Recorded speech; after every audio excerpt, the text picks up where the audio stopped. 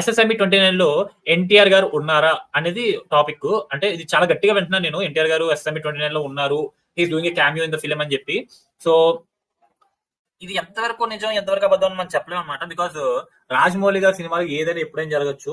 ఎన్టీఆర్ గారు కాదు, ఏ హీరోయిన్ వచ్చేయచ్చు, ఎక్కడి నుంచి వచ్చి మనం చెప్పలేము. బట్ నిజంగా ఎన్టీఆర్ గారి క్యామియో ఉంటే మాత్రం థియేటర్ లో తగలడిపోతారు రిలీజ్ రోజు.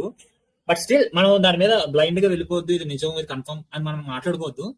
ఎందుకంటే మనకి ఇంకా తెలియదు సినిమా ఏంటి, ఎలా ఉంటది, ఈ అప్డేట్స్ లేవు మన దగ్గర. ఆయన నార్మల్ గా రాజమౌళి గారు ప్రతి సినిమాకి కూడా వాళ్ళు షూట్ కి వెళ్ళక ముందే ఆర్ షూట్ స్టార్ట్ చేసిన కొన్ని రోజులకి ఒక ప్రెస్ మీట్ పెట్టి మొత్తం మీడియాలో పెట్టి ఇది నా సినిమా కదా, ఇది క్యారెక్టర్స్, ఇలా ఉంటది సినిమా అని చెప్పి ఆయన బ్రీఫింగ్ ఇచ్చేస్తారు. సో సినిమా మీద ఒక సెట్ ఎక్స్పెక్టేషన్ పెట్టేస్తారు ఆడియన్స్ కి. ఆయనే ఒక ప్రెస్ మీట్ లో వాళ్ళు ఎక్కువ అనవసరమైన విషయాలు ఎక్స్పెక్ట్ చేసి థియేటర్ రాకూడదు అని చెప్పి చాలా క్లియర్ గా ఇది అని చెప్పి ఆయన చెప్పేస్తుంటారు. ఈగా సినిమా నుంచో మర్యాద రామన్న సినిమా నుంచి స్టార్ట్ చేసినట్టు ఆయన పని.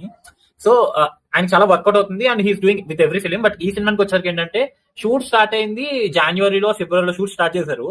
అప్పటి నుంచి జనవరిలోను ఫిబ్రవరిలో పూజా సెరమనీ జరిగింది. దానికి కనీసం ఆ పూజా సెరమనీ యొక్క ఫోటోలు కూడా బయటకు రానివ్వలేదు. అంత సీక్రెట్ గా వీళ్ళు వర్క్ చేసుకుంటూ వెళ్ళిపోతున్నారు.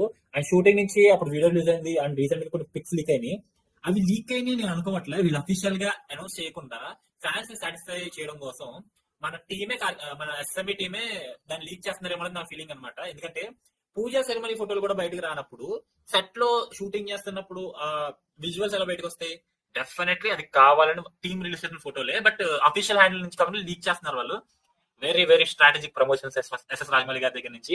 అండ్ నవంబర్ లో ఈ సైడ్ ఒక గ్లిమ్స్ వచ్చింది. దాంతో పాటు మొత్తం అన్ని విషయాలు మనం మాట్లాడదాం, ఒక మీట్ పెడదాం అని చెప్పేసి ఎస్ఎస్ చెప్పారు మహేష్ బాబు బర్త్డే రోజున. సో నవంబర్ వరకు వెయిట్ చేద్దాం. నవంబర్ నుంచి కూర్చుందాం ఈ సినిమా మీద. ఓకే.